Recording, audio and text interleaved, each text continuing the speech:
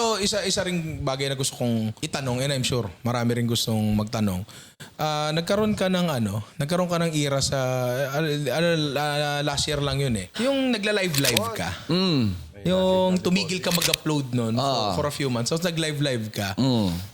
Bakit? Tulad nga ng sinabi ko, parang gusto kong nag-e-explore ng kung ano-anong bagay para makita mo kung ano yung mga possibilities pa. Kasi hindi mo na malalaman kung ano yung posibilidad kung hindi ka nasusubok ng iba pa eh. Diba? Tama yun, oo. Meron kaming ginawa nung time na yun na parang plinano kami na ARG. Actually, yung idea na yun was from 2022 pa. Ano yung ARG? Yung parang meron kaming pa-game. Kaya ako nag-livestream. Kasi doon sa loob ng livestream na yun, may mga nakatagong game.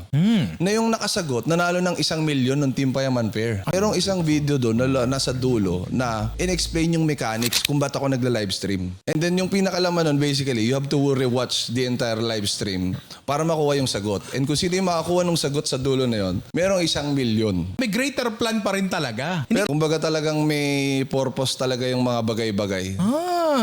Something rin na na-enjoy ko rin talaga, honestly. Especially nung mga nasa South Korea kami na naka-livestream kami, nasa Korea kami. Nag-enjoy talaga akong gawin siya. Masaya siyang gawin. Masaya nga yung streaming. Pero hindi mo na siguro ngayon. Kasi yung may pa-challenge talaga kami sa loob nung nung buong livestream na yon. May greater plan pala.